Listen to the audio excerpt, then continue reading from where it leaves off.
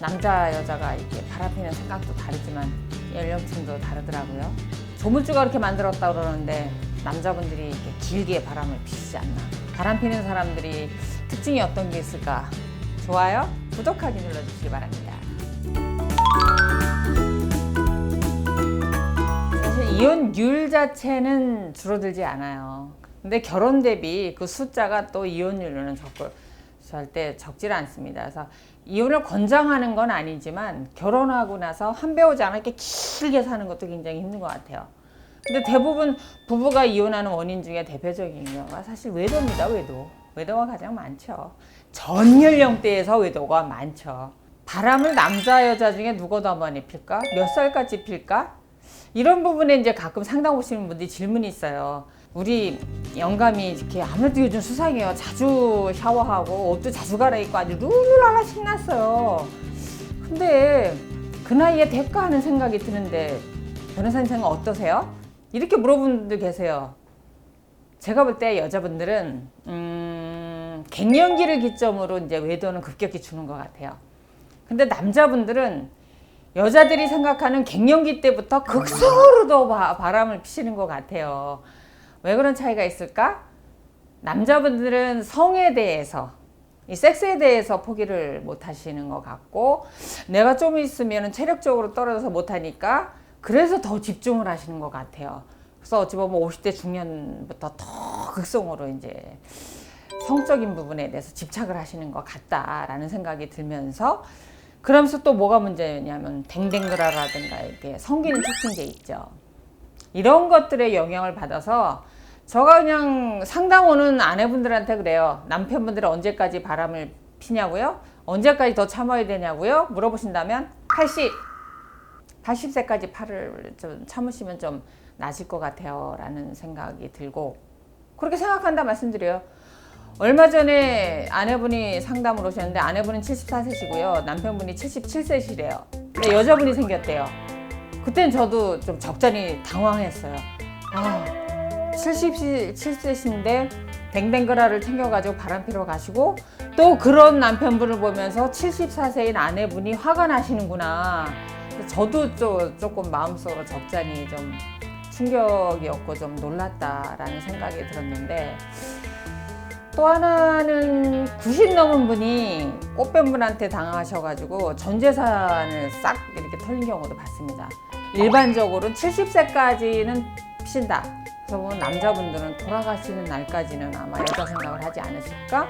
여자분들은 타고난 성형 자체가 남성 편력을 유전자를 타고난 분이 계실 수도 있는 것 같아요. 그런 분들은 60세를 넘어서도 이제 외도를 하시다가 소송을 당하신 경우를 봤고요. 보통은 이제 갱년기가 오면 여성은 이제 성욕 자체가 줄어드니까 그 이후에는 이제 여자분들 바람피는 경우 숫자가 급격히 감소하는 것 같아요. 사실 만약에 배우자를 내가 다시 선택한다? 또는 딸한테 이렇게 결혼한다 할 때 이런 사람은 바람피니까 조심해라 라고 하는 걸 딱 하나로 정의한다. 한 가지 사실 들어라 하면은 여자분들이 남자분들하고 한번 걸어보세요. 바람을 많이 피는 남자분들의 특징은 보폭이 딱딱 맞습니다. 여자가 어떻게 걷든 아무런 불편함을 주지 않게 그 보폭이 딱딱 맞더라는 거예요. 그게 나쁘다는 건 아닙니다. 근데 여자가 경험이 많으시다. 여자 마음을 쉽게 이제 얻기 위해서 보폭이 좀 딱딱 맞더라라는 거. 바람피다 걸려서 소송 당해서 오시는 경우가 많아요. 그럼 여자는 어떤 경우에 이제 바람 피는 여자인가를 남자분들도 아셔야 되잖아요. 바람을 많이 피는 여자들은 이렇게 들이댑니다. 이렇게 들이대. 그래서 얘기를 할 때도요. 책상 안쪽으로 얼굴이 이렇게 들어옵니다. 그리고 같이 서가지고 얘기를 해도 남자분 얼굴이 여기 있잖아요. 얼굴을 이렇게 댑니다. 그러니까 같은 여자가 봐도 부담스러워요. 그래서 옛날에 제가 상담으로 하시러 온 내방자 여자분들께서 저하고 얘기를 하시면서 자꾸 이렇게 얼굴을 들이대는 거예요. 그래서 제가 그랬어요. 부담스러우니까 일보 뒤로 물러앉으세요. 그게 남자분들 쪽에서는 좋을 수 있어요. 이 여자가 나한테 호감이 있나? 하지만 모든 남자한테 들이댑니다. 정신 차리세요. 그런 특징으로 저는 구분을 합니다.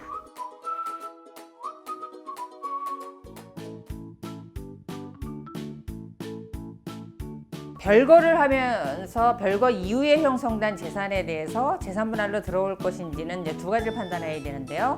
별거는 했지만 서로가 경제적인 교류가 있고 경제적인 공동체여서 완전히 남남처럼 살지 않았다라고 하면 별거 이후에 벌어들인 모든 재산, 부동산, 수익이 재산분할 대상에 들어옵니다. 하지만 별거가 사실상 파탄이 났다라고 하면 별거 이후에 증가된 재산에 대해서는 재산분할로 들어오지 않습니다. 따라서 별거를 했느냐가 중요한 것이 아니고 실질적으로 파탄이 났느냐가 중요합니다. 해외에 있는 재산에 대해서는 국내에 있는 재산처럼 그것을 찾기도 어렵고 그것이 얼마짜리인가 재산 가액으로 평가하기도 사실 어려운 부분이 있어서 해외에서 재산을 취득했다라고 하면 소재기 전에 실제로 취득한 것이 맞는지, 그것을 구입한 가격이 얼마인지, 현재 그 나라에서 매각한다라고 하면 시가가 어느 정도인지 이걸 미리 파악해서 소송을 제기하시기 바랍니다. 이에 관련해서 대법원 판결이 있었습니다. 채무는 분할할 수 없다라는 것이 원칙인데 채무를 분할해서 가져가서 갚아줘야 된다는 판결이 몇 년 전에 나왔는데요. 그 사안 같은 경우 남편이 사업을 하면서 아내가 보증을 서서 이제 채무를 얻게 된 건데 이혼을 하면서 아무런 재산도 없이 빚만 있었던 겁니다. 이 부분에 대해서 남편이 채무를 분할해 가서 갚아라라는 판결이 있었는데 원칙적으로는 채무는 분할하지 않습니다. 왜냐하면 은행에서 대출을 받았을 때 두 사람이 이혼을 하면서 그 남편한테 채무를 받아가세요 이렇게 하라고 말을 한다라면 은행 측에서 동의하기 어려운 부분이 있습니다. 그래서 은행에 대해서 강제적으로 동의하라고 할 수 없기 때문에 원칙적으로 채무는 분할할 수 없다. 다만 예외적인 판례가 있었다라고 이해하시면 됩니다. 따라서 본인에게 가급적 채무는 남기지 않으시는 게 좋습니다.